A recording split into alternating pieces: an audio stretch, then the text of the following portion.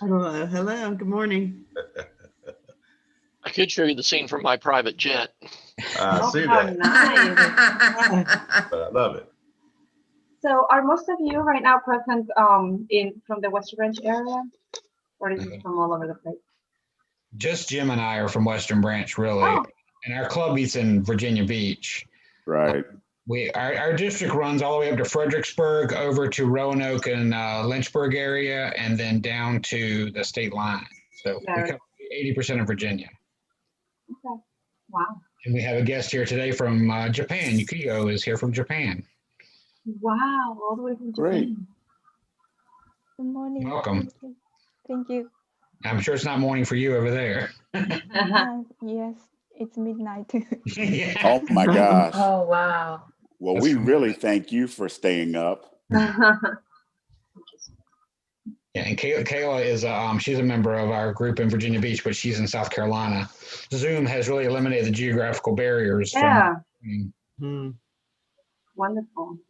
And here's Bob Fouts from Franklin County Toastmasters in Rocky Mount, Virginia. Yeah, so you were way up Oh, north. great. Hello there. Wow.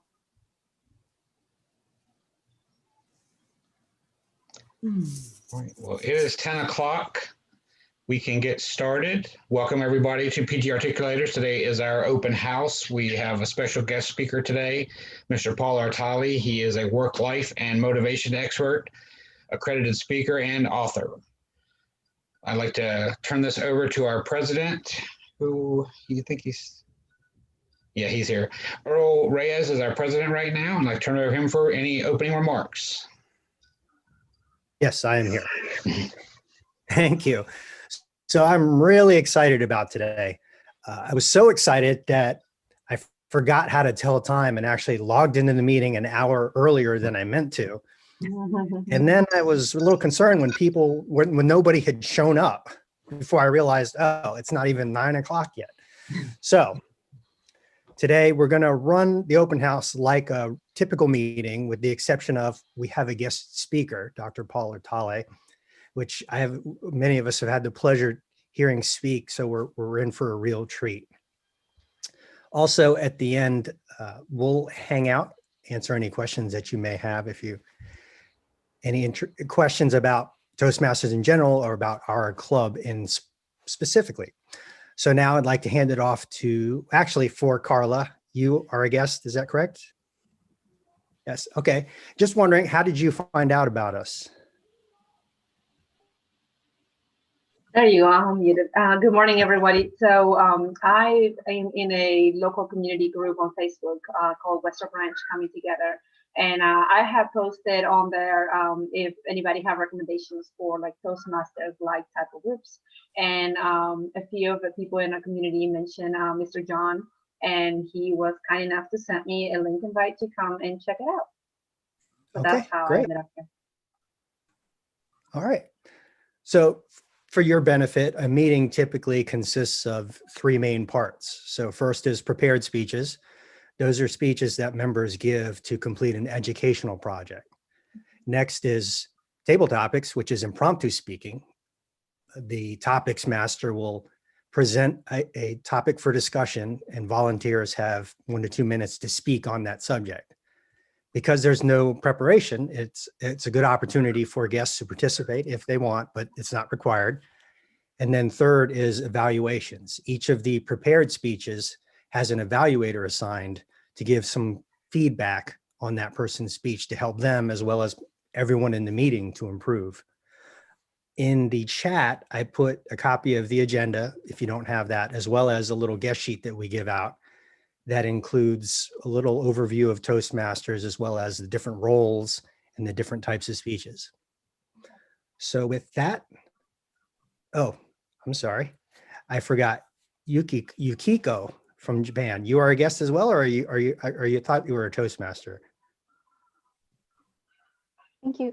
I am a member of the Tokyo Metropolitan Toastmasters Club, and I found this meeting on Facebook. Thank you. Okay, great. Yeah, so we have actually, since we started having our meetings on Zoom, we've had Miss Daria, who has frequented our meetings. She's from Barbados. We've had guests from the Czech Republic and Italy as well, but Japan actually is now the farthest location in which we have, I guess. Well, welcome. So with that, I'll hand it off to our Toastmaster of the day, who is the host for today's meeting, and that's Miss Ray. Thank you.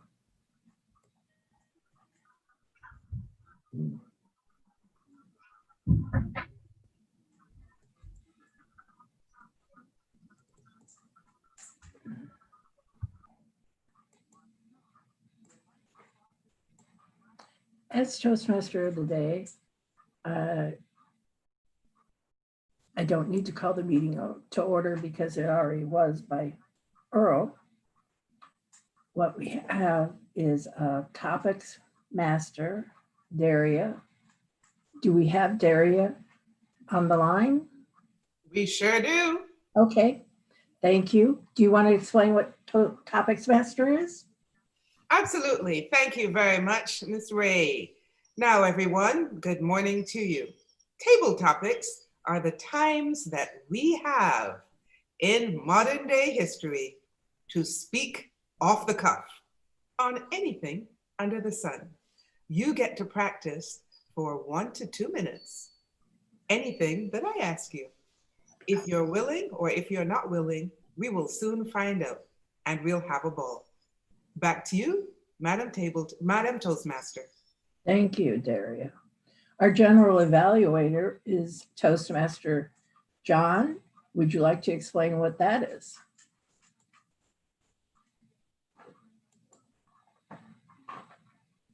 John, you're muted. The famous line of 2020 was "You're muted." Today, I will be the general evaluator. I will evaluate the whole meeting. And what we do is we run it all from our agenda. If everyone has this agenda, we line up the agenda and we have speakers, we have table topics, and then we have evaluations. My part is the evaluations. I do not do it all myself. I have a team that will help me with that.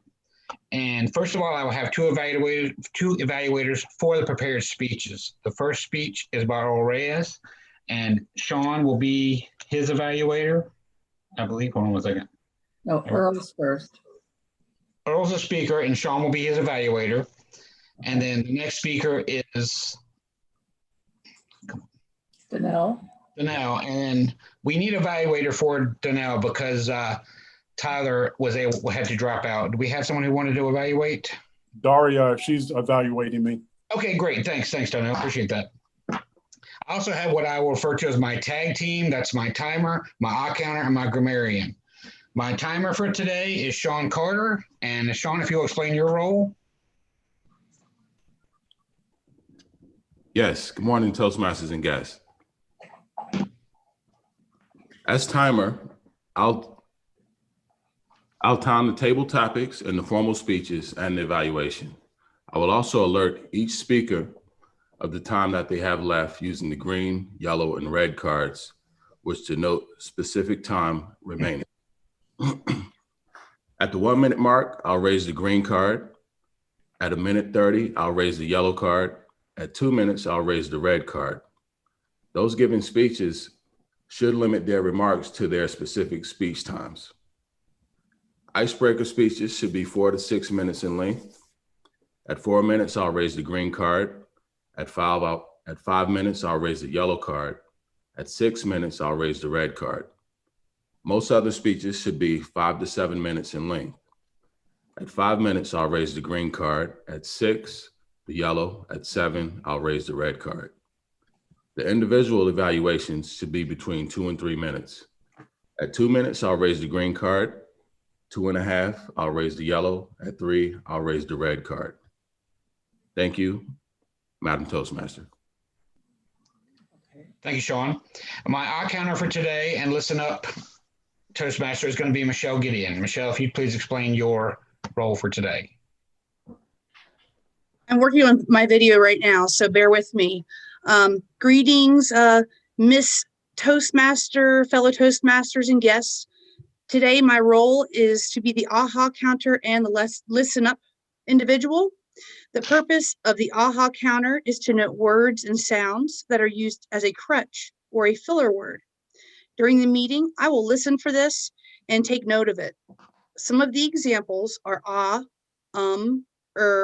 well, so, like, and but. And the reason for keeping track of this is to help us work on eliminating filler words that are unnecessary. Second part of my role today will to be the listen up individual. I will be taking notes throughout the meeting, and I will have a quiz session at the end to make sure that we all are listening and able to pay attention to the details of what we hear today during the meeting. Back to you. Thank you, Michelle. The third member of my tag team is a grammarian, and that is going to be Kidma. If you would please explain your role, Kidma. Yeah. Good morning, fellow Toastmasters and guests. As grammarian, it is my responsibility to pay close attention to all speakers, listening carefully to their language usage. I'll take notes of any improper language as well as any outstanding words, quotes, sayings, or thoughts. As grammarian, it is also my duty to introduce the word of the day. Building on today's theme of betterment, the word is ameliorate, which means make something unsatisfactory better or more tolerable. An example of using the word is, I want to ameliorate by giving speeches. Each speaker is encouraged to use the word of the day. I will give the grammarian's report when called upon during the meeting and also report on the usage of the word of the day. Thank you. Back to you, John. Thank you, Kidma. We have one more member of my team, and that's going to be the vote counter. That is Earl Reyes today. We select best of speeches. We select best of for speeches, table topics, and evaluations. And we will vote on that at the end via chat window. That concludes my portion of the meeting right now. I will call all my members back up and give an overall evaluation of the meeting at the end to see how we did. We don't criticize the meeting. We give feedback in order to improve. So back to you, Madam Toastmaster of the day. Thank you. Someone asked in the chat to repeat the word of the day. And if I could get Kidma to say it again, I don't want to say it incorrectly. The word of the day is ameliorate. I'm going to type it in the chat, but it means to be better or more tolerable. Ameliorate. Thank you. Okay. Thank you, Kidma. Now, going on with the agenda of the day, the first speaker that I have on the agenda is Earl Reyes. And I'm going to give you his speech title and his speech. So it's Earl Reyes. He's doing motivational strategies, level 1, the icebreaker. Why are you here? It's 4 to 6 minutes. Earl is starting on his second path in Toastmasters Pathways Learning Experiences. In this icebreaker speech, he will tell you a bit about himself and how he became a member of Toastmasters. Let's welcome Earl Reyes. Thank you, Madam Toastmaster. Question. Why are you here? And I don't mean in a metaphysical, what is the meaning of life sense. I mean, why Toastmasters? Some of you are here because you heard about this Toastmasters thing, so you thought you'd come check it out and see what it was all about. Some of you recognize the value you get from Toastmasters in helping you to meet your personal and professional goals, so you joined. I've been a member of Toastmasters for 2.5 years, and I'd like to talk about how and why I became a Toastmaster. Madam Toastmaster, fellow Toastmasters, and guests. I started my career many, many moons ago developing computer systems. And before too long, I was leading that work. But leading that work meant that I was standing up and speaking in front of people a whole lot more than I would have preferred. Giving presentations, facilitating meetings, giving status updates, and leading training sessions. And after 20 plus years, I should be pretty comfortable with it, right? Right? Wrong. I did it because it was part of my job, but I never really felt comfortable in my own skin whenever I had to stand up and speak in front of a group. at least not as comfortable as I should have been. For example, I had this job working for an Army colonel, and once a week he would have a meeting with all his managers to get updates on the work that they were overseeing. I was taller than the colonel, which is something that I don't get to say very often because I'm only 5'7" standing on a stack of phone books. On a personal level, he was a nice guy, very friendly, so he was hardly intimidating. Yet, whenever it was my turn to speak, I always got nervous and anxious. I would stumble over my words and have trouble articulating my thoughts. I needed help. It got so bad that I would write out verbatim what I was going to say when it was my turn to speak. And this wasn't an hour-long keynote speech I'm talking about. This was a 30 to 60-second status update. Obviously, I needed help. So I got on the interwebs and I searched for public speaking. I read a lot of articles and blog posts and I learned some good tips, and it helped. But practicing at home in front of a mirror will only get you so far. I don't get nervous and anxious when I look in the mirror. Usually, it's not the same as standing in front of a live audience. I needed something more. Then I found out about Toastmasters. It took a little while, but I gathered my courage, attended my first meeting here with PG Articulators. I immediately felt comfortable. Everyone was friendly and the atmosphere was casual. Whenever someone would walk to the front of the room to speak, and when they walked back to their seat when they were done, everyone applauded. It inspired me. Evaluators weren't criticizing speakers. They were helping them by offering them suggestions to improve. They were encouraging them by pointing out the things they did well. And the concept of table topics terrified me. But at the same time, I recognized that the ability to think quickly on my feet was something else that I needed to work on, something else I needed to ameliorate. I had found the something more that I was looking for, a place where I felt comfortable, that I could work on my public speaking and build my confidence, a place that I could get constructive feedback from different perspectives to help me improve, a place that I could build my skill in quickly organizing my thoughts. Do I still get nervous when I have to speak? Sometimes, but not nearly as much. And even when I do, I'm much better prepared to manage that nervousness. For those of you here checking Toastmasters out, this just may be the something more that you're looking for. I'm Toastmaster. Thank you, Earl. Quite a motivational speech. Our next speaker is Donnell Phillips, also speaking from the Motivational Strategies path, Project 1 or Project 3, Evaluation and Feedback.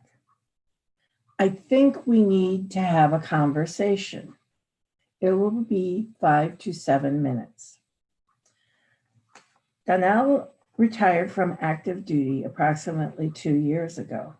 He currently works as a project manager for the government. He decided to join Toastmasters to help him overcome his fear of public speaking. Before joining the club, he was a terrified introvert, but now he is a functional introvert in crowds. For him, less sweat meant more words. Donnell is in an advanced communicator bronze and is giving his second iteration of a previous speech discussing difficult conversations. Let's welcome Donnell Phillips.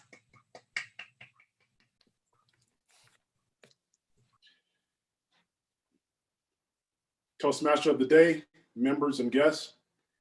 Today, I'm going to discuss difficult conversations. And to help me ameliorate difficult conversation, I will touch on 3 points. Those points are: don't let your emotions get out of hand. Number 2, come with a solution. And number 3, remember that you can't always avoid the difficult conversation. Now, I'm going to use a situation that happened when I was a teenager as an illustration. But first, I'm going to read a definition that I read from Google, that I pulled up from Google. A difficult conversation is any situation where the needs, wants, opinions, or perceptions of the involved parties are diverse, where their feelings and emotions run strong. When I was a teenager, I worked at a grocery store. About 3 blocks away from this grocery store was a steakhouse. It was lunchtime, so I decided to walk down to that steakhouse and have lunch. I got in, ordered my food, got my ticket, sat down, and started eating. Now, eventually, it was about time for me to go back to work. So I looked around, I looked for my ticket, but I couldn't find it.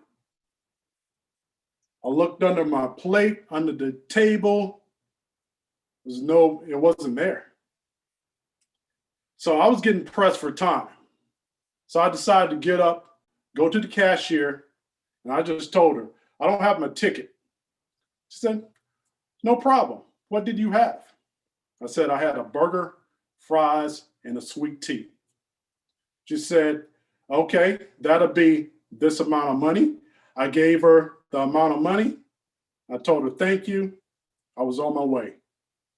I walk out of the parking lot of the steakhouse, and I'm walking towards the next block, and I hear someone scream behind me, get back here, you lowlife, you thief, you get back here.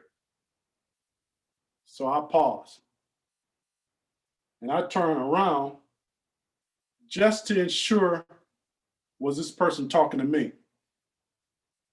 And my question to you, if someone starts a conversation calling you a thief, calling you a lowlife, what will your emotions be?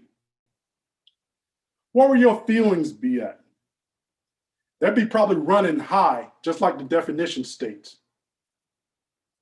So I decided I'd do a 180, and I'll walk right back to the restaurant.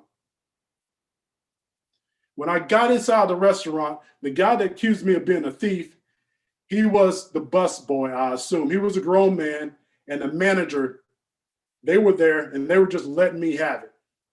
Let me know that I was a thief, I didn't pay, and I was giving it back to him. I told them I paid, but they wouldn't listen.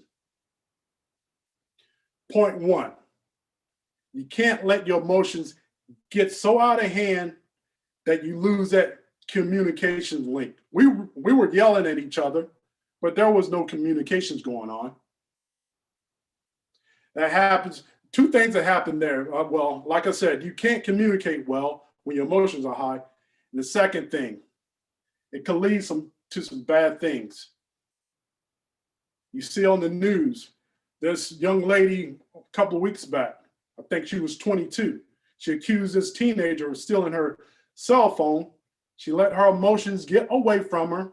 She ended up attacking the teenager, and now she got charges on her.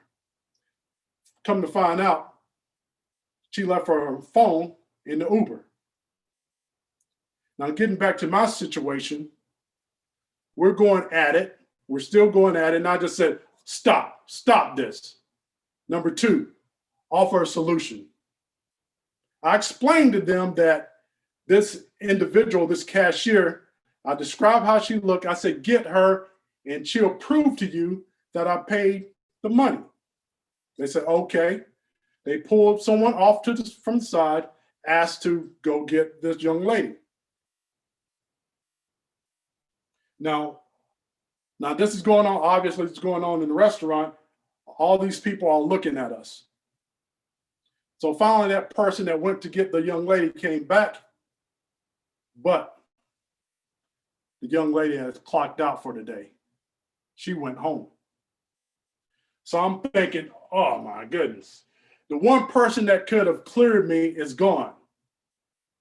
And I was thinking I should have just kept going. I had nothing to prove to these people that I'm not a thief. But is that the correct way? I say in my point, yeah, I could have kept going. That would have been right for me to do because I had nothing to prove to them. But I chose to come back. Now we're still going at each other. And I said, look, if I were a thief, would I have come back here? And finally, the manager just said, just let him go. I'm like, let me go?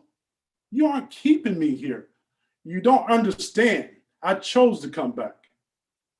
So eventually I leave, go back to work. A few days later, I came right back to the restaurant because I was looking for the cashier. Before I could find the cashier,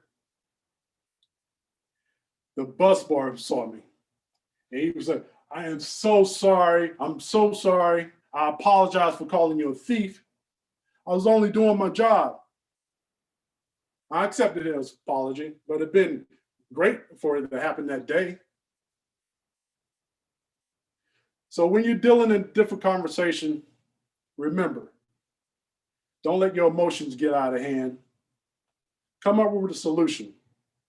And remember, you can't always avoid the difficult conversation. Toastmaster of the day.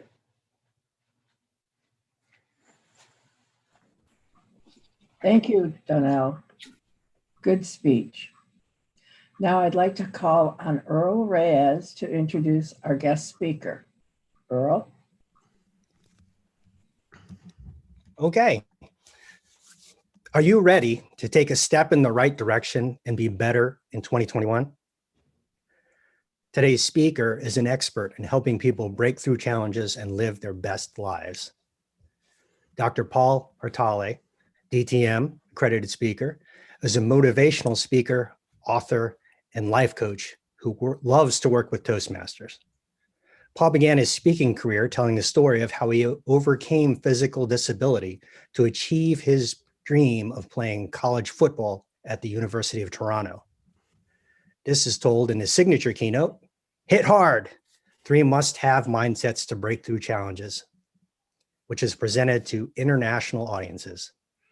Paul is also the author of the book, The 2-Year-Old's Guide to Work-Life Balance, which tells the story of how Paul's young son helped him discover his why. Today's talk, entitled Power Step, will share part of that story as well as fundamental tactics you need to transform your life in the image of your choosing. Today you will learn 1, the fundamentals to sustain habit change, and 2, how to take your speaking to the next level in 2021. Paul has used the Power Step philosophy to build a strong speaking business, complete a PhD, and start him on his latest journey as a work-life balance researcher and coach. He also used these steps to become the 84th accredited speaker in Toastmasters' 100-year history. Let's get ready to take our Power Step and welcome Dr. Paul Artale.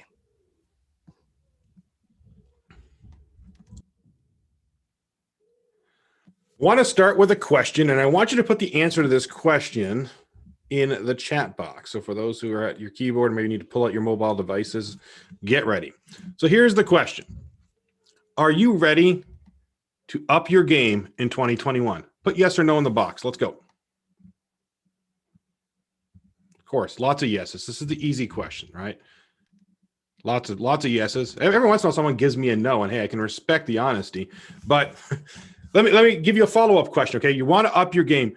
In what area do you want to up your game in? Put that in the box more specifically. What do you want to up your game in? Business. Good. Thank you, Charles. What else?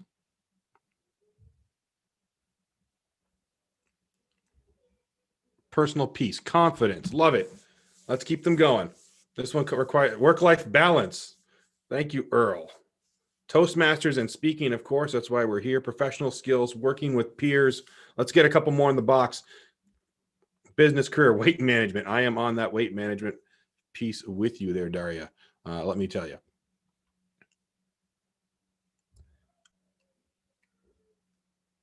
Exercise. Always a good one. Thank you, Joan. Good to see you.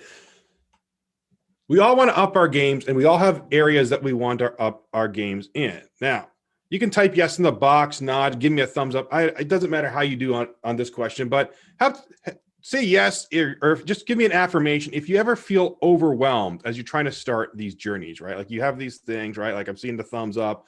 Good. Yeah, no one wants to type. They just want to give me the emojis. Thank you.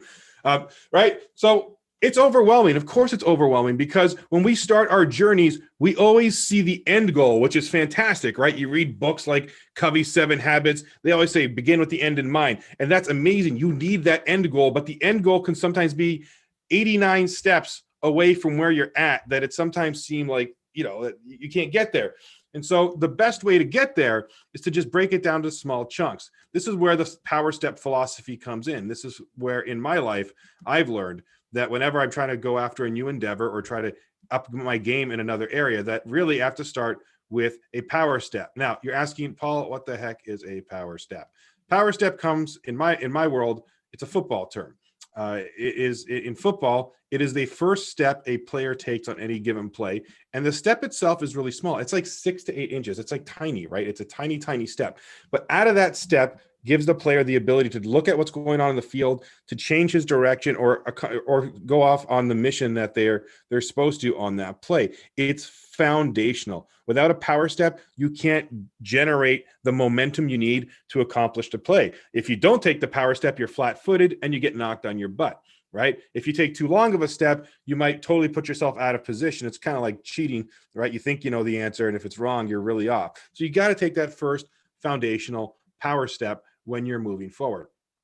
For me, this is essential in my speaking career. Now, as a speaker, in my introduction, as Earl said, that my bread and butter is motivational speaking. I tell my story of overcoming physical challenges to play college football, which love District 66. Many of you in this room have seen it and know some of my work. But for those who haven't seen me or haven't seen me or the speech, I was born with what some would call a physical disability, right? So I'm missing fingers. I have shortened forearms. So like this hand here is like the Ninja Turtle. This one is the Lego Man hand. And that's just how I was born. But I wanted to play college football. That was my dream, but I was cut in high school.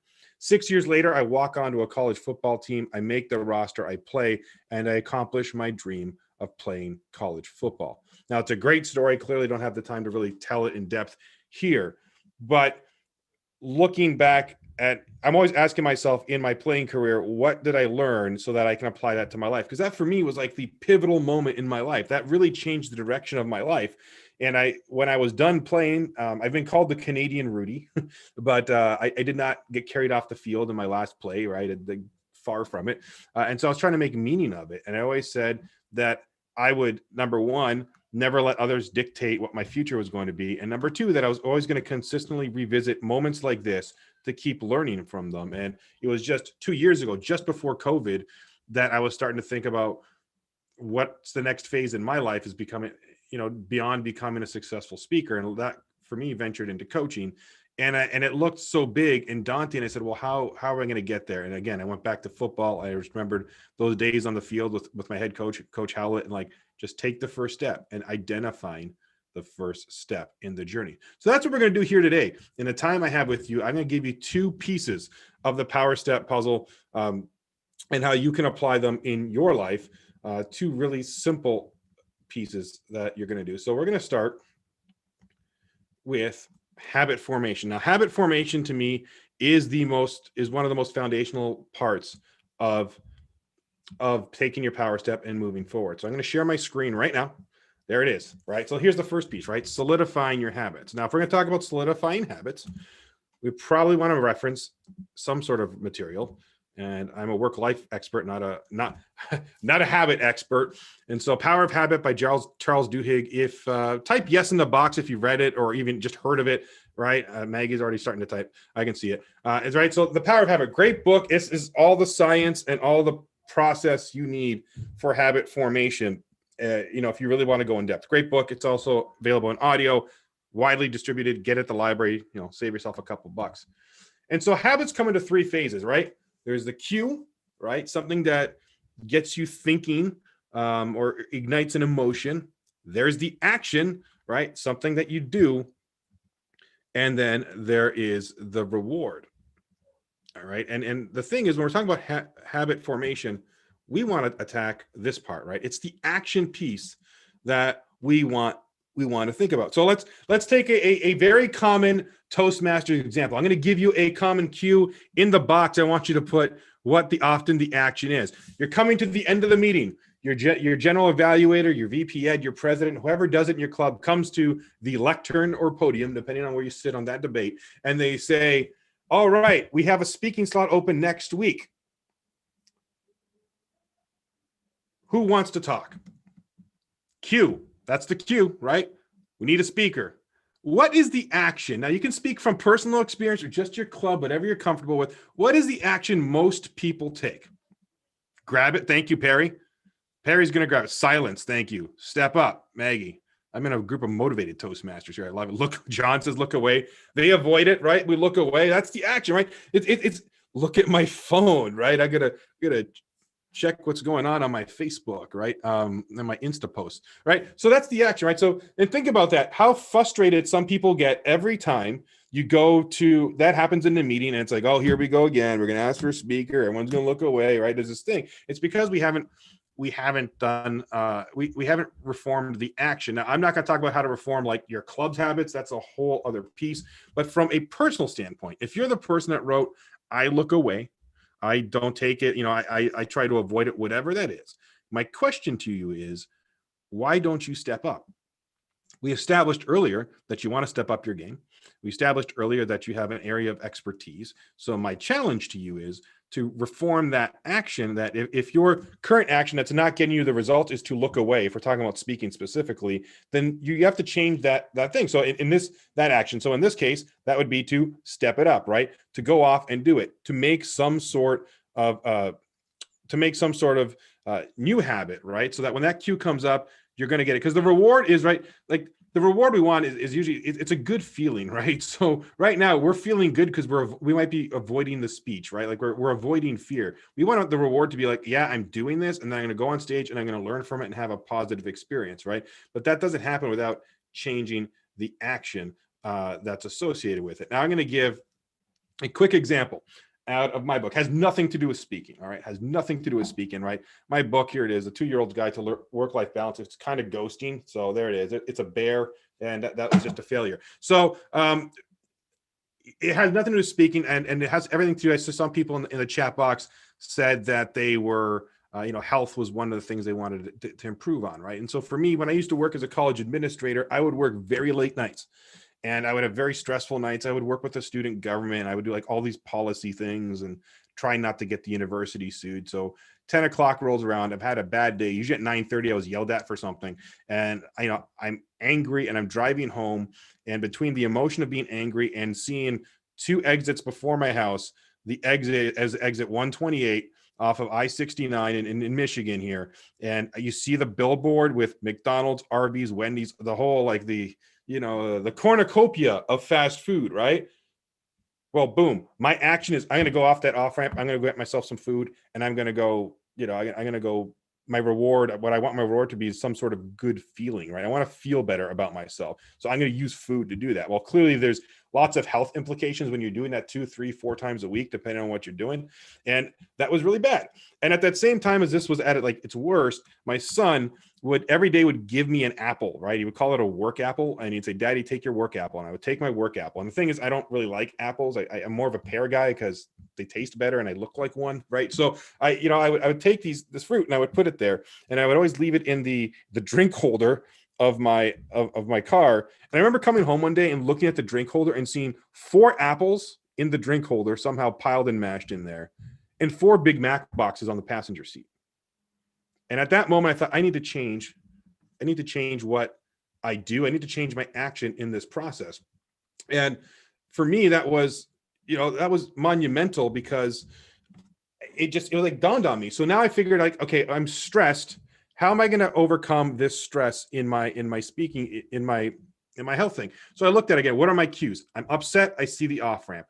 What can I do to change my association with that off ramp to be positive but not lead me to eating fast food? Here's what I did. I started making sure that before I left the house, I would be stocked with stand-up comedy and funny songs like Weird Al Yankovic, Monty Python, anything that made me laugh, or just stand-up comedy at the time. And if I was having a really bad day, I always had that on my phone. So when I got into the car, I would play it. So I would sort of lighten my mood and make me feel better. And when I saw that off ramp, my action was to turn up the volume, to sort of drown out and distract me from looking at it. But also, when Monty Python's playing Always Look on the Bright Side of Life, I would sing along to it. And you know what? I got past those two off ramp signs, got home without fast food. The apples were still there because I'm not an apple guy, but I felt a lot better about my choices.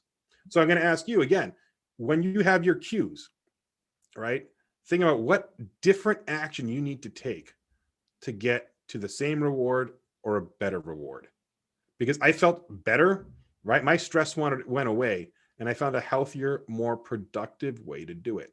Again, for those who want to be speakers or trying to up your speaking game this year, and given the Toastmasters example, the action is you need to just say yes and just enjoy the process and understand that you don't have to be perfect. You just have to make progress. All right, say that again. You don't have to be perfect. You just have to make progress in your speaking. So that's the first element, habit formation. Let's talk about the second element, which is basically how to up your speaking game in as a speaker, right? And in Toastmasters specifically. And for that, I'm going to share the whiteboard because I like the whiteboard. I feel like the whiteboard is underutilized in the Zoom world.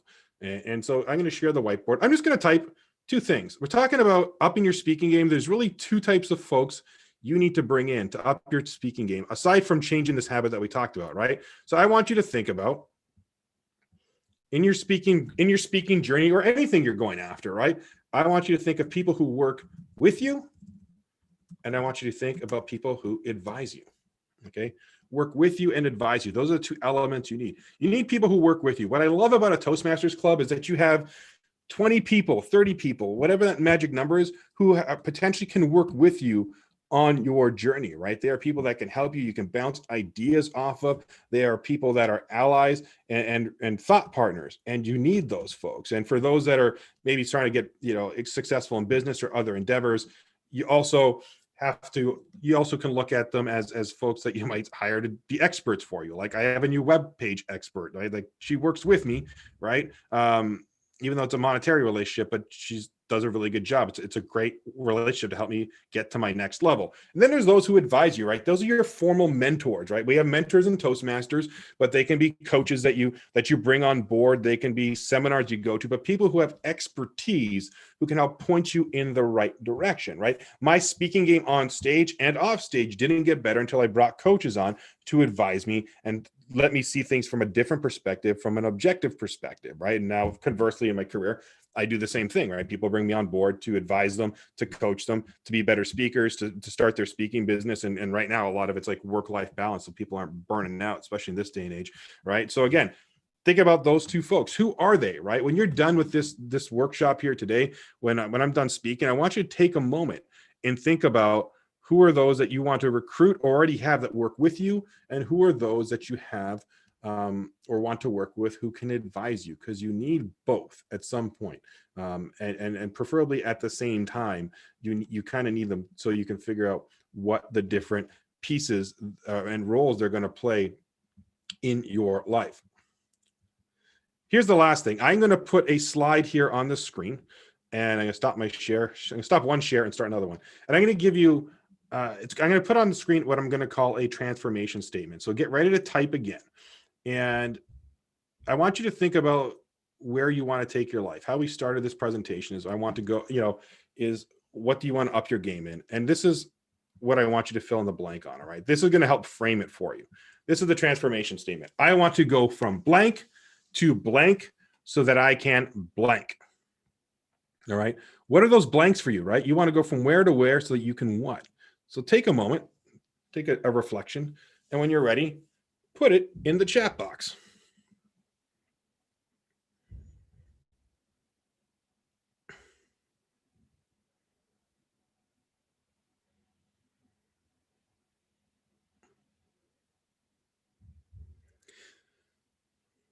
And as you're thinking, I just want to add one element to this, right? Is that quite often we think about the end game, right? We think about what we look like at the end, at the finish line, and that's fantastic. But we need to, sometimes we don't think about the transformation that needs to occur to get there, right? And more importantly, what's the why behind it, right? Like I said, I wanted to, years I've always said I want to be a successful speaker, right? I want to make money, but why? I had to really think about that. And it was like, I want to go from, for me, it was, I want to go from not being paid to being paid, but so that I could have financial freedom, so that I could have more time with my family, right? It's that last piece, that piece that says so that I can blank, that's really important in trying to do it. I see a couple in the box here. I want to go from less confidence in leadership to more confidence so that I can be more effective. Good. Thank you, Michelle. Daria says, I want to go from where I am to half my weight so that I can play soccer again. Beautiful, right? John, I want to go from motivation to consistency so I can improve productivity. Good. Katima says, I want to go from tired and burnt out to motivated so that I can be more productive, right?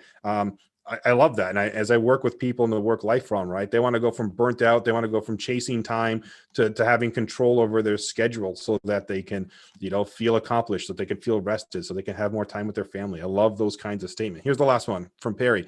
I want to go from being a past district director to a seat on the board of Toastmasters so that I can help more members over a broader spectrum. Fantastic goal. Oh, Michael, one more. I want to go from my current position that has more responsibility to a position that has more responsibility so that I can have more or better impact with the business, from Michael. All right. So we have these transformation statements, and here's 2 follow-up questions, not on slides, but I want you to just think about.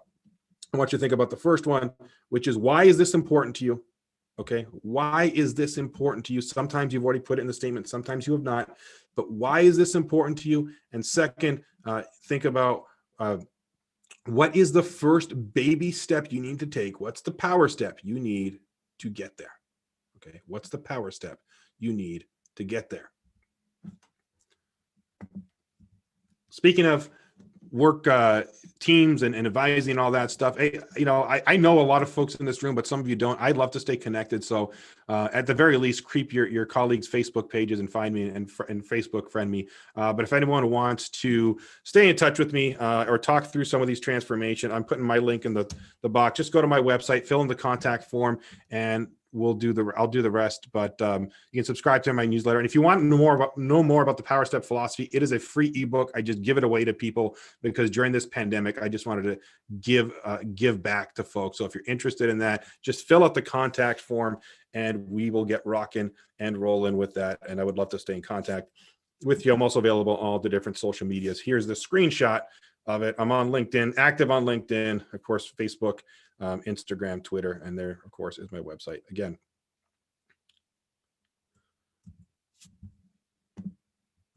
all right. I want to close with this story. We talked, and I think this is good. I really love Earl's story, how he opened today about like his Toastmasters journey. And I want to close with what my Toastmasters journey is as well, because I think it's been really tremendous in my life. And I've been speaking professionally for about 15, 16 years. Probably the last 10 or so years have been like serious. And what was important for me from not being serious to being serious in my career was all credit goes to my wife, because 6 years ago, or sorry, about 10 years ago, January comes around, right? And I used to work at this small college that had this nice little gym that nobody would use. So it was like my own private gym. I felt like Rocky Balboa, right? I would go into this thing and I'd work out and I was like getting all swollen. I was looking good, but January comes around, what happens, right? In January, people do what? Go to the gym, right? Like the New Year's resolutions kick in. So for 3 weeks, I would have no privacy in the gym. Didn't matter what time I went. I remember coming home one night and complaining to my wife about all these fakers, these guys, they talk about their health goal commitments and they don't go through with them, and they're infringing on my private gym time. And out of nowhere, my wife Sherry said to me, "You're just like them." And I said, "What do you mean?" I'm like sitting there flexing, like, "No, I'm looking good, right? Like I've got the commitment." She said, "No, you've got the gym discipline down right now." She said, "But all you've talked about for the last 2 years is being this big time motivational speaker, and you haven't done a darn thing about it." She said, "So you got 2 options. Either do something about it or stop talking." Have you ever had someone call you out? I couldn't say anything in that moment. And she was right. Problem was, one of the reasons I wasn't doing anything as a motivational speaker is I didn't know what to do. And I took the course of action that many of us do. I went to Google and I Googled how to be a speaker, and something called Toastmasters came up. And after I'd done that little power step, I took the even scarier power step of emailing the. Somehow I triggered my Google Dot. That's great. My Alexa. So I emailed the president of a club who was literally half a mile down the road, because I knew nothing about Toastmasters. I didn't know if it was open, if I would have to file an application. I said, yeah, come on down. And I went to the meeting. I thought this is kind of a cool place for me to practice my material. And then I did a little bit more investigation. I realized that there was a Toastmasters club right in the same college that I was doing my PhD course study in. And that's the club I joined. And that began a really cool and powerful process for me, a life-changing process that I absolutely love, because I owe my success as a person and as a speaker to Toastmasters. It has allowed me to speak all over the place, right? Like, that's me actually at your district a few years ago, right? That's me in McAllen, Texas, speaking to a group of Toastmasters when I was speaking at a national conference somewhere else. And I love speaking to Toastmasters across the world, right? This is Ben McAllen, a good friend of mine who I met during my international speech competition, right? All this is this community that you have when you join Toastmasters and use Toastmasters to your advantage is fantastic, and it's powerful. And it's led to me becoming the keynote speaker at major events, right? Here I am sharing the stage with the president of the Society for Human Resource Management, right? SHRM. Not bad for a guy who was complaining that he couldn't get anyone to leave his gym in January. But Toastmasters has been more than just about speaking business. It's been about people for me, right? Yeah, it's been I've gotten some publications out of it, and that's been good too. By the way, I have an article coming out in this February's magazine. And being on the website's good, but becoming an accredited speaker was monumental for me, right? Like, it's these moments that, yeah, I'm on the national website. That's cool. I got to be an accredited speaker, which was really the culmination of those 10 years from the time Sherry said, you need to get off your butt and be a motivational speaker. And I use Toastmaster to my advantage. Every keynote, every workshop I've ever done, I've done in a Toastmasters setting. And that goes for even my academic presentations, not just the ones I do professionally. It all has come down to Toastmasters. When I got my PhD, I got a belt, because who needs a boring robe? I got a championship belt made. But if you look at one of the rungs on my belt, it has the accredited speaker logo on it. And the part that's also cool is that in my dissertation defense, the members of that MSU Spartan Toastmasters Club that I started my journey with were also at my dissertation defense. Toastmasters has been there every single step of the way.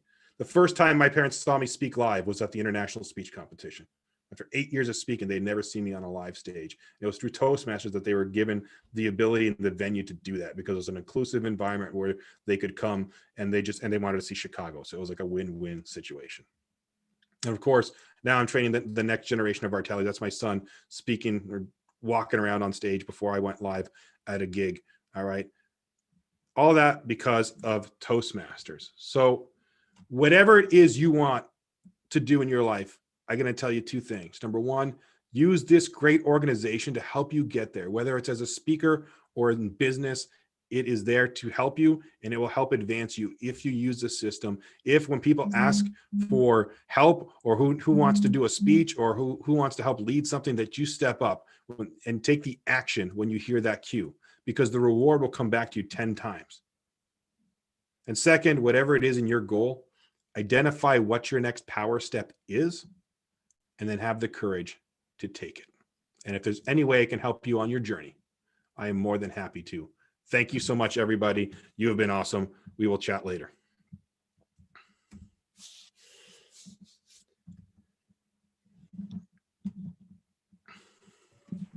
Thank you, Paul, for a very moving and enlightening speech. Now, as we continue on, I'm going to call on Dana, who is our table topics master. Thank you, Madam Toastmaster. That's Daria. And I'll put on my face. Very good. Now, today, we're in for a treat. In a couple of days, we're going to be celebrating Martin Luther King Day. Yay, yay, yay, yay. And today, we're going to have some of his quotes. After I say one quote, you're going to tell me the world about it. Now, Frederica, you're going to start. Now, I'm going to just say Frederica's name first, and then I'll give the quote. But I'm not going to do that for the second and third and fourth. I'm going to say the quote, and then I'm going to pick the person who will speak. So everybody, tune your ears. Frederica, this first one is for you. Our lives begin to end the day we become silent about the things that matter. Our lives begin to end the day we become silent about things that matter. Frederica? Thank you, Madam Table Topics Mistress. Silence, some people used to say, is golden. But who wants to be broke? The day that we decide not to speak up when we see something's wrong, that's the day we become totally and completely deaf. If you see something that's not going the way it should be, not just to you, but in general, the world, the nation, your town, your job, then you should speak up. Because when you don't speak up, it's almost as if you're giving whatever is wrong a hand clap to be right. And that's not how we continue to live. So when Martin Luther King said that, a beginning and an end, Alice Walker also said, life is better than death, if only because it has fresh peaches in it. I'll let that marinate. It's pretty quiet in a cemetery. No matter how much you talk to somebody in a box that's about to go 6 feet under, they don't say a whole lot. So if you want something to change, if you want to be a solution, you're going to have to speak up. That's what it means to me, especially in 2021, as we move into a new day. Can't you feel it? Madam Table Topic Master, Mistress. Thank you, Frederica. I can feel it. Next one. If you can't fly, then run. If you can't run, then walk.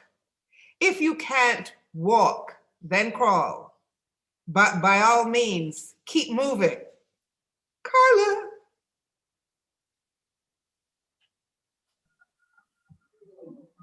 Well, good morning, everybody. Thank you for the opportunity to talk, Mrs. Daria. I really don't know how to do this, but I like the topic because it implies that a lot of people set goals, and like Mr. Paul had spoken earlier, they seem unachievable, and it seems like a lot of effort needs to go happen before you can achieve them. But when you take that first step, whether it is if you, like Mr. Martin Luther King said, if you can't run, then walk. If you can't walk, then crawl. Then that just means take that first step, and eventually you'll get there. Thank you very much, everybody, and Mrs. Derry, for the opportunity. Excellent, Carla. Very, very well done. Very, very well done. Okay, and on to our third one. In the end, we will remember not the words of our enemies, but the silence of our friends. Michael? Hey, good morning, fellow Toastmasters. Thank you for allowing me to visit your meeting today. And it was great to hear everyone, including Paul. Carla, I feel this is an amazingly touching quote. I think what it means to me brings back memories of childhood when someone would do something wrong and no one would stick up for them. And you'd look out into the crowd and you'd watch that person be bullied, or you'd watch that wrong happen and everyone stood around silent, and it made everyone just feel completely helpless. And I feel that that the silence, it's great to have that voice. It's great to help uplifting, and then together with enough voices, it helps everyone overcome that adversity. So thank you, Madam Table Topics Master, and thank you again, Toastmasters. Thank you, Michael. Perfect and to the point. Now, our fourth one. It is not possible to be in favor of justice for some people and not be in favor of justice for all people. Charles? That is the operative question. In this day and age, especially, I know we have guests here from Japan, but in this day and age, especially in the United States, we are going through some very uneasy times, and that is the operative question. Justice for one should mean justice for all. And I'm not going to get into the political ramifications of that quote, but I will just say this, that if we are going to be right in America, we must start by treating everyone equally, regardless of color, regardless of creed, and most importantly today, regardless of your political affiliation. Just because a person doesn't think like you doesn't mean that the person is a bad person. Just because your neighbor thinks differently than you, just because your neighbor looks differently than you, that does not mean that they are different from you in every aspect, good or bad. So we're looking at that quote. I know I just said so, and I apologize for that. But looking at that, let me turn the chat off because people telling me to preach. I'm not preaching. Let me turn that thing off.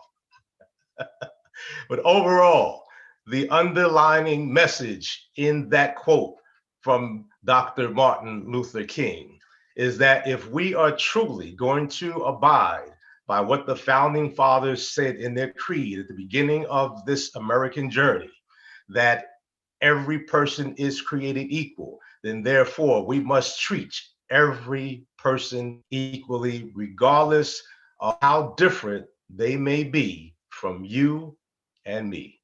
Madam Table Topics Master. Ooh, Charles, that was lovely. Mr.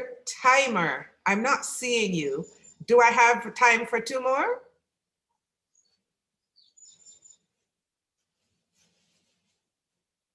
I'll take that as a yes. Good. Maggie. Oops, I shouldn't have said you before the quote. Darn. Change does not roll in on the wheels of inevitability, but comes through continuous struggle. Maggie.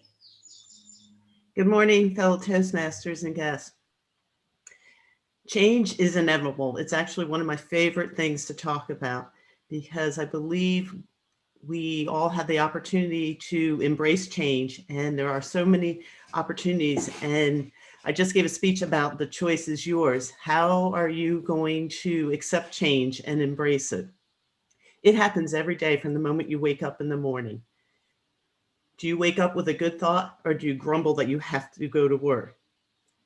Isn't it better to look at it as an opportunity to go to work when there's so many people, especially with this pandemic, who don't have the opportunity to go to work? They don't know if they're going to be able to pay their bills or put food on the table.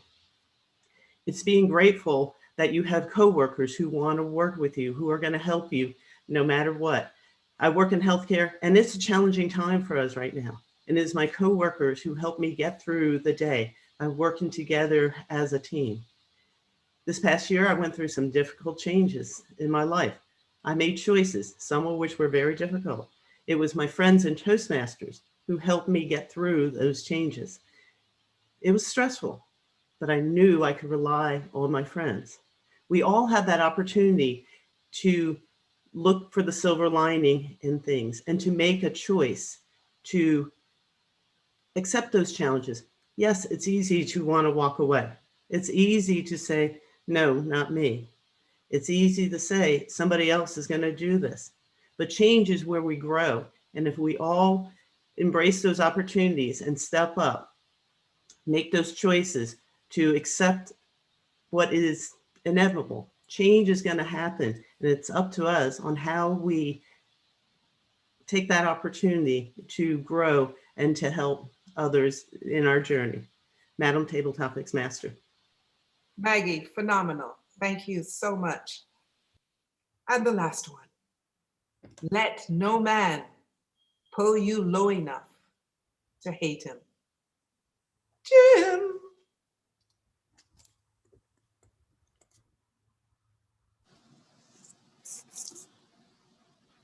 That is something that I have had to learn over and over and over again. One of the things that will happen or has happened in my life is there will be times that someone will do something to me that I think is so unfair, so despicable, that I would want to hate that person. But as Alan Simpson said at the funeral of George H.W. Bush, hate corrodes the container that it's in. In other words, it hurts me more and it takes more effort for me to hate than it does, and it affects me more than it does the person who is the subject of that hate. So if I want to have peace, I need to release that hate. And what Dr. Martin Luther King Jr. we know, was a peaceful, transformative figure. And he had a lot of people in his life that he could have hated. However, when he decided not to hate, he became more powerful than anyone could have ever imagined. So in my world, in my thoughts, once I release the hate, then that is when I am able to, as the saying goes, fly high like an eagle and leave the crows and the buzzards behind. Madam Toastmaster. Thank you very much, Jim. Thank you very much, table topic speakers and PGA articulators. Thank you for the opportunity. Everyone have a wonderful Martin Luther King Day and make him proud. Back to you, Madam Toastmaster.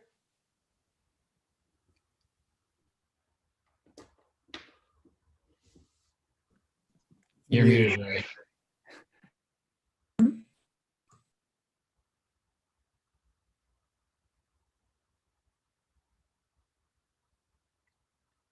You're still muted, Ray.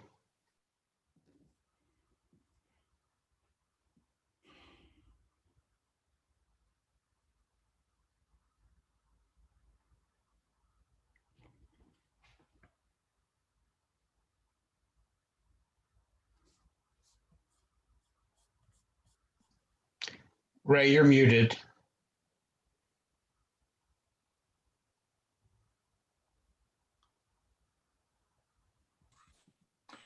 I would like to call on John to lead our evaluation portion of the meeting. Thank you, Madam Toastmaster of the day. Today we had two speeches. The first speech of Earl's will be evaluated by Sean Carter. Sean? Thank you, General Evaluator. I'll be evaluating Earl today. His speech title was "Why Are You Here?" And one of the things that I noticed that he excelled at was that his pacing and clarity made it very, his pacing and clarity was excellent, and he made it relatable. And he shared aspects of his own life in order for us to follow along. His vocal variety was good. It was appropriate for the subject matter at hand. His gestures were good, Audience awareness was good. He involved the audience and motivated us to follow along. He appeared very comfortable.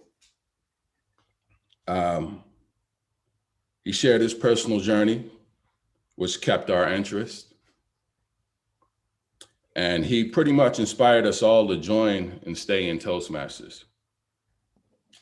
One of the things I would say that you could possibly work on would be inflection or vocal variety. But I will say that key takeaways for the subject at hand were emphasized at appropriate times. And to challenge yourself, I'd add even more vocal variety in order to hook the audience. And overall, I think the speech was very relatable and motivational. And he showed us why Toastmasters is the key to overcoming something that challenges us all in becoming an effective speaker. Excellent job, Earl. And our second speech was by Donnell, and Daria was evaluating Donnell. Thank you very much, Mr. General Evaluator John. Donnell, it was like night and day. Your first speech to your second speech. I'm in the daytime now, Donnell. Folks that weren't at the first speech, I think we need to have a conversation. It was the title. Now, the purpose is to have him present a speech on any topic, feedback, apply the feedback to the second speech. And Donnell did so. He did it, and he did it very well. Now, your pacing and stance, Donnell, excellent, absolutely excellent. You outlined the difference between conversation and communication. And you did it without explaining it pointedly. You storied it, which is how we learn, which is how you learn. And that's why you did it, I expect. You outlined calmly, 1, 2, 3, how you kept how to keep emotions intact while you did so in your conversation, your communication with the restaurant manager. You showed us how you did it, and you did it calmly. When you spoke it to us, you did it in story formation. This is how we tell stories. You did it so beautifully, Donnell. You kept the emotions in check. You said how you were going to keep your emotions in check because you were not into this conversation. You were about communicating what actually happened. And you did that extremely well. Now, you challenged yourself from last time to this time. You challenged yourself to bringing the situation, tying the situations together. And you did that very well. What I want to talk about is your eye contact, which was 90% better than last time, because you're talking with us. You're not talking to your computer, you're not talking to your paper, you're talking with us. No matter that we're online, you're talking with us, and you did it very well this time. And I want to commend you for it, and I want you to keep flying in that direction, because now I think you have it, Donnell. Cheers. Back to you, Mr. General Evaluator. Thank you, Daria. Thank you for that great evaluation. Now we move on to my team that took care of the details of everybody's speeches. First of all, my timer, which was Sean.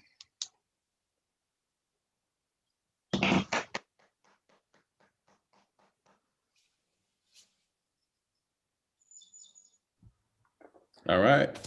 I'm here with the time for the meeting today. I'll start with prepared speeches. Earl was in at 5 minutes and 2 seconds. Donnell was 6 minutes and 56 seconds. And both stayed inside their requirements. Earl was 5 minutes. Donnell's was 5 to 7 minutes. Go on to table topics. Frederica was at 1:40. Carla, 45 seconds.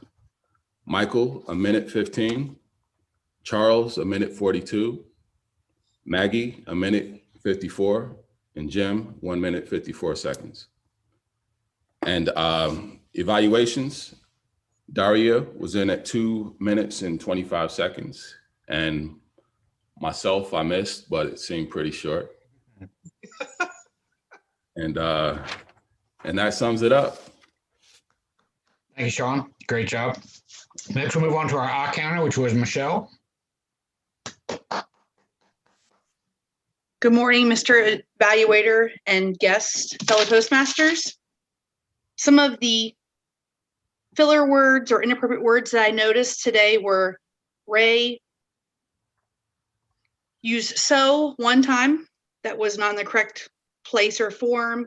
Daria, you said Carla, Michael, Sean, and ah. Other than that, I didn't hear anything else. Now for the listen up portion.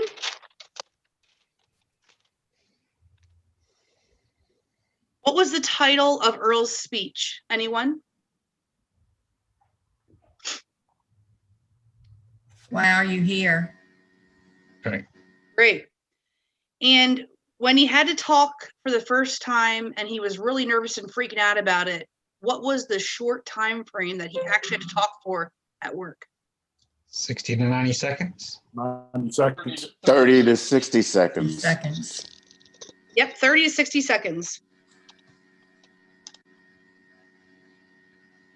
What about the Toastmasters meetings when he came to PG Articulators inspired him to continue to come back? What was an action that we do as part of our meeting? Applause. Right. The next speaker was Donnell, and his speech was about difficult conversations. And can anyone tell me the 3 main points or the 3 takeaways from his speech? Emotions can get out of hand. Mm-hmm. I took notes.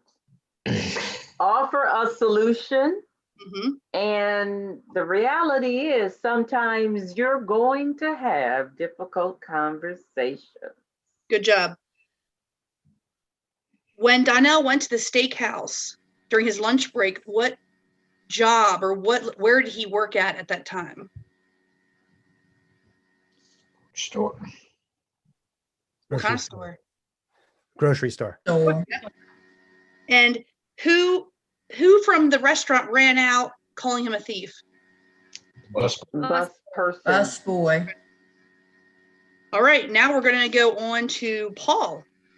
What is the name of the book that he showed us that I also bought and read before at the training that was really great? Does anybody remember the name of the book? 2-year-old guide to work-life balance. Great. And he is an accredited speaker with Toastmasters, but is he the 4th? Is he the 20th, the 90th? Which number? Would you say, Ray? I think it was 83rd. 84, close. 84th. What was Paul's advice to take a big doing and how to approach it without becoming too overwhelmed? This is going to be a short answer. I'll get into more later. Take the first step. Power step. Power step. Yep. What sport did he play in college? Football. Football. Football. Yes. All right.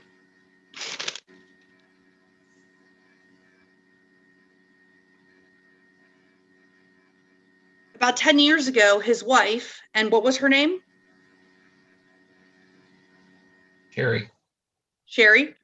She said to him, listen, stop complaining. I don't want to hear about this anymore. And I want you to stop talking about it and do what? Become a motivational speaker. Right. Start taking the steps. I'm tired of hearing you cry about it. I'm paraphrasing. Stop complaining about it and go do something. And he used Google to find Toastmasters. And what was the name of his first Toastmasters club that he joined that was also on the belt, the wrestling belt he got for his PhD? The Spartans. Yes, yes, good. Frederica referenced a quote by Alice Walker. Does anyone remember what it was or what it was about?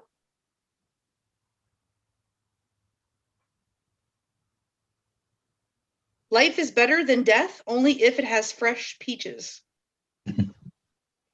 And Michael, for his table topics portion, he talked about people not speaking up when something specific is occurring. What would that be, or an example of that?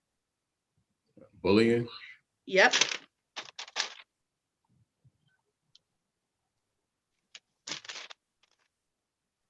Charles, you spoke about justice.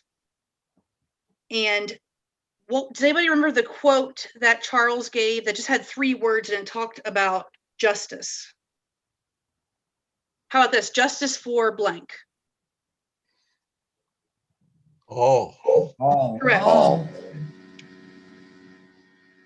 What is Maggie's favorite thing to talk about? Change. Yep.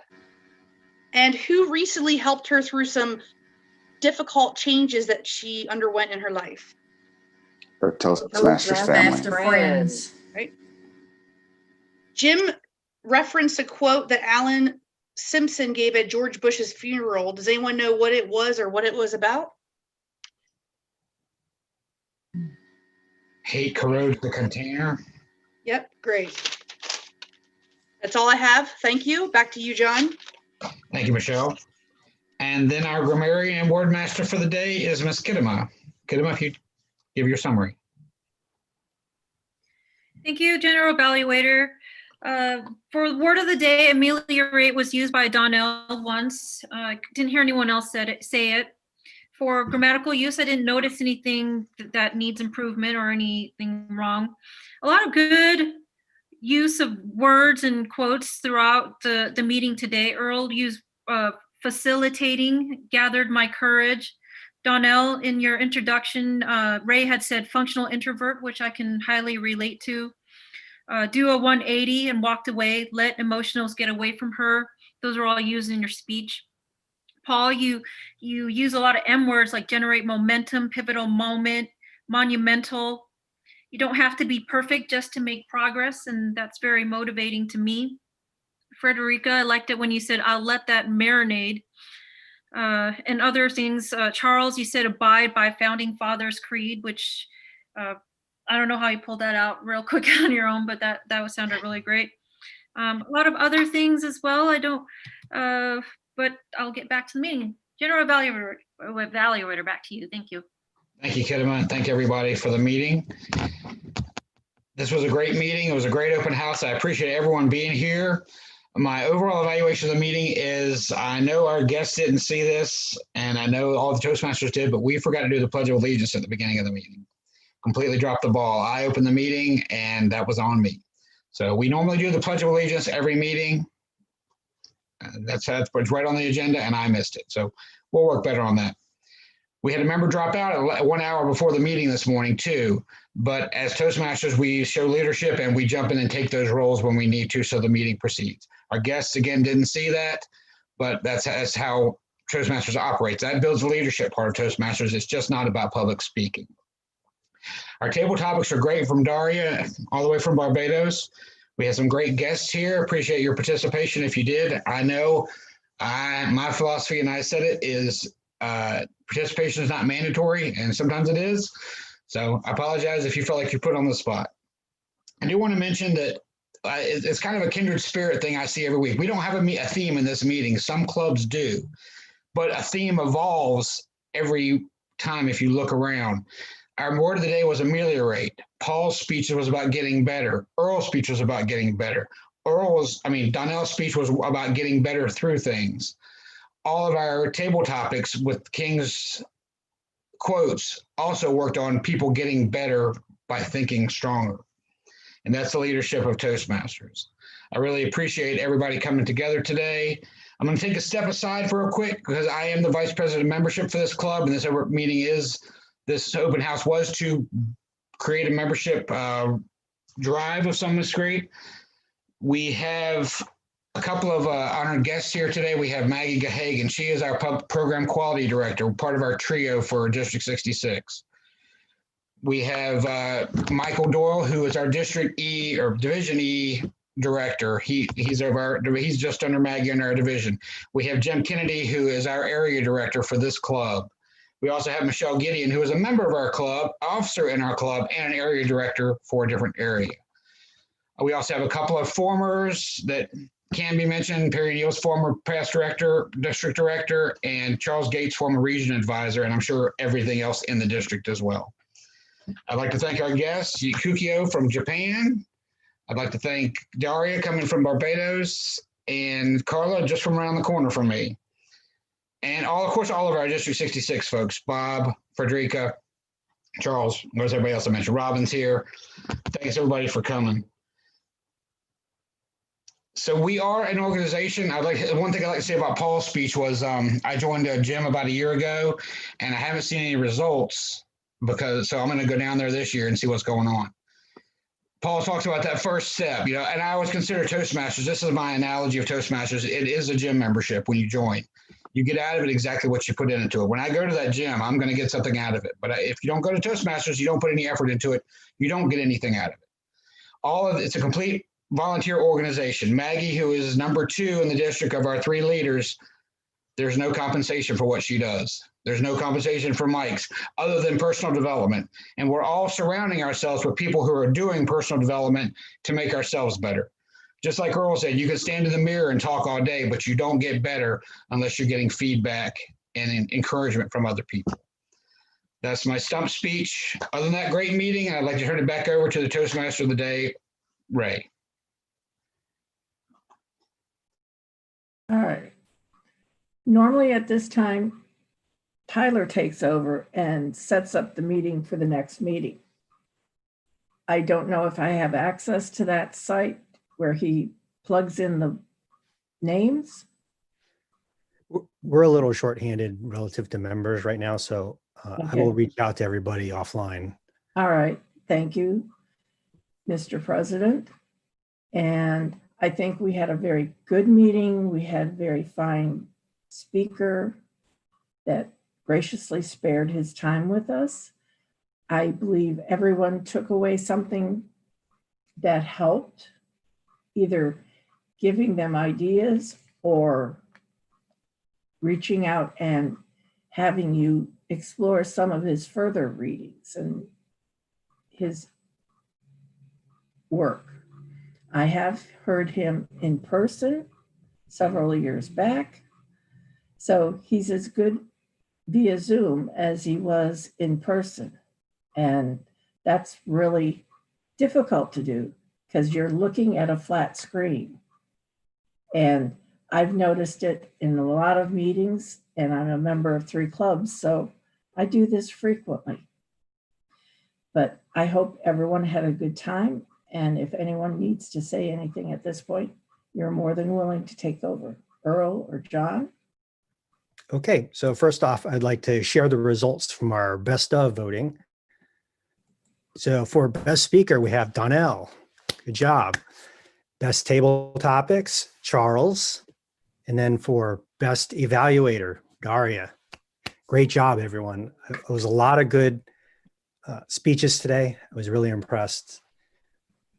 And I'd like to thank Dr. Paul Ertali for spending some time with us. As I expected, I got a lot out of what you said. And I'm not sure there's much more I can say. Let's see. So is there anything that anyone would like to share before we drop off? Yes, I would, please. Okay, Daria. To the speaker poll, I very much appreciated everything you said. And I just want you to repeat one little piece. You didn't go to the fast food chain because you did what again? Oh, so I didn't go to the stopped going to the fast food chains because when I saw the sign, instead of going to using the off ramp, I would be singing and playing goofy music or listening to my favorite stand-up comedians, and that the happiness got me to drive past it versus when I wasn't doing that. I was just looking at that sign like, you're going to turn off. Like, it just helped me fight temptation. So find your favorite stand-up comedian. There's lots of great ones out there, and do that if you're feeling stressed. Got it. Thank you. Okay. Does anyone else have anything they'd like to say before we I'd go? like to chime in there, Dr. Paul. I really enjoyed it. Something just resonated with me when you said your triggers. What triggers you? And I've been going through, I guess you can say, a COVID trigger and getting anxiety going in a Walmart. Yeah. With a face mask, a shield, as well as gloves, and if I could, a big stick to keep people away from me. So I really think that that's an important factor that I need. My the football term you use, my power step to understanding my triggers. So I appreciate that, and I'm looking forward to following you and watching you. Not that I can afford you, but I can at least admire your skills and wisdom from a somewhat of a distance. Social media and the book are free, so go for it. Is that in my budget? Thank you, sir. So just connect. Like, I'm sincere. I like to connect and talk to people on social media, and right now it's pure fun. It has nothing to do with my speaking stuff. I'm on a 99-day getting healthier challenge where every day I post something to my Facebook about what I'm doing to get healthier. And it's everything from like talking about triggers. One of my triggers when I'm stressed in the house, I go to the fridge. So yesterday I talked about like what I do to avoid going to the fridge, or what I say to myself when I do go to the fridge so I don't eat something in the fridge. And so, yeah, just connect, man. I like to connect with people, and I love to connect with my Toastmaster friends and see what y'all are doing too. Mr. President, I'd like to say this one thing. For those of you who don't know Paul, I will tell you that if you do connect with him on social media, I can attest that he will respond to you directly, and usually pretty quickly. If you ask him a question, he doesn't take too long to respond. And I just want to say this is a very well-run open house. Yes, it is. Nice speeches, good evaluations, very well done. And I also want to invite all of you, regardless of where you're coming from, to our open house at my home club at Voices of Williamsburg on the 27th of this month at 7 p.m. Eastern time. I have to mention that, Eastern time. And listen, lastly, if you want to excel, all the speakers touched on it. You've got to get in the game if you want to become better. You can't talk about it. You can't think about it. You just have to do it. And if you're not ready, do it anyway, because that's how you get better. Enough said. Peace. Okay. Where's Thank the you, link? Charles. Where's the link to Voices? It will be posted both on the District 66 Facebook page, if Maggie will allow us, and it will also be posted on the Region 7, which I hope all of you are a part of, because we are all part of Region 7. It'll be on the Region 7 Facebook page shortly. If you're not connected, connect. It'll be up there shortly, probably by the end of the week. Okay. And if I may, I'd Anyone like to else? make one more announcement. Linda Kennedy is looking for nominations for leaders for next year. She will be so grateful that I'm telling this to you, because she is hard at work looking for those nominations. And that is posted on our district webpage and our Facebook page as well. Okay. Does anyone have anything else? Yep. Well, thank you everyone for attending. This turned out to be a really great event, and everyone have a super terrific weekend. And we'll see you around. Good to see you. Thank you so Paul. much. Have Have a a good one, great guys. weekend. Good to see you all. Thank you. Bye. Thank you so much, Paul. Bye. Thanks for doing that. Bye.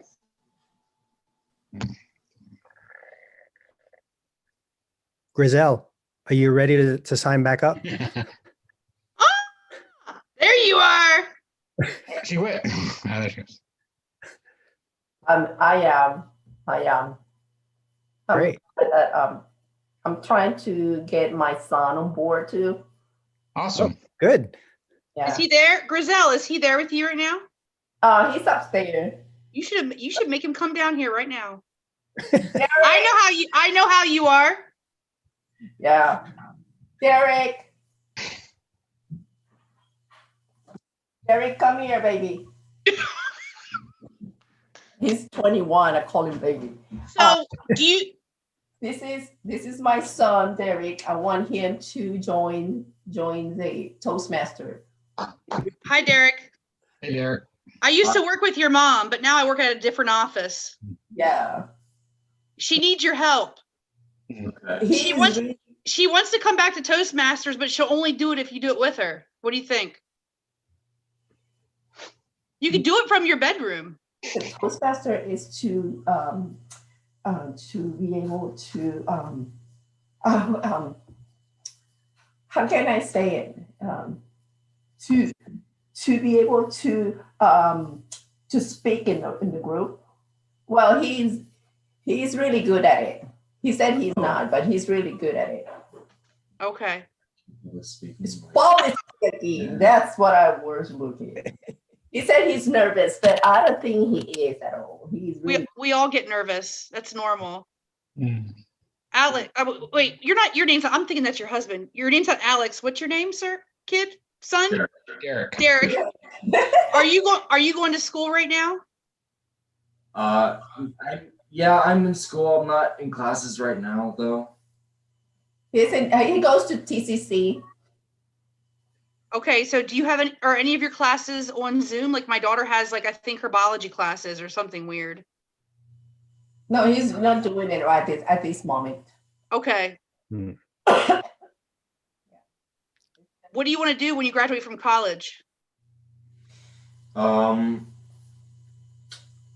like to pursue something in like acting, maybe. In what? Acting, maybe somewhere like, around that field. You definitely need to build your confidence, be good at speaking in front of people. And that we are just the organization to help you do that. Yeah, so we help some people give speeches that they like, okay, I'm going to give a 5-minute speech next time about, my biggest fear. And then part of our meeting is about impromptu speaking. So you get like a topic or a funny saying or like a title of a book, and you can literally say, act, dance, do whatever you want to do for up to 2 minutes. And that's really good for impromptu stuff. And he's really good. I bet he is. I want to see it now. Not right now, but. Yeah. So I think I'm gonna bring him. Well, I know it's online and it is a Zoom meeting, but right. I'm going to have him join us next month. Okay, our first Saturday of February. I had it on my calendar now.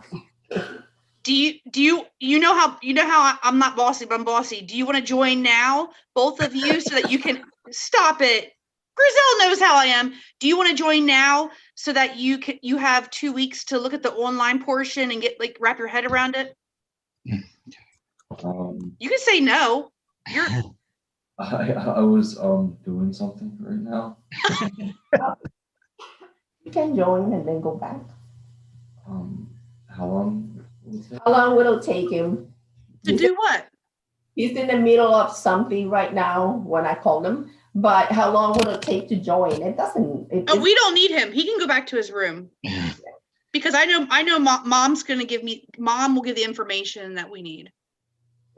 I don't need you right now. He wants to know if you want to commit to the PG articulators. Yep. Every first Saturday. The 2 Saturdays a month. The first and the third Saturday. First and the Thursday, Saturday. And you know what else? You can help your mom be accountable too, because she likes to sneak out. You can help me. Just think about it. Perhaps. Maybe. Hey, you should get Alex, you should get your dad to do it too. Then you can be like the dynamic trio. Yeah. Because your dad's a team leader at Centera Lee, right? Yep. So he has to talk to all those doctors in the ER and all those people. So if you're like, I'll do it if dad does it, then just tell your mom. Yeah. You can make it a family affair. Yeah. Yeah, he's gonna join us. We don't want to keep you anymore here. You can leave. I know he's like, let me get that heck out of here. Yeah, Griselle, if you wanted to sign up, I can help you do that while we're on here right now, or I can call you, or however you want to do it. It doesn't matter. How should I do it? I mean, I don't matter at what time and when. Okay, well, read Earl can stop the recording, and then I can pull up Toastmasters on my phone, and since I'm an office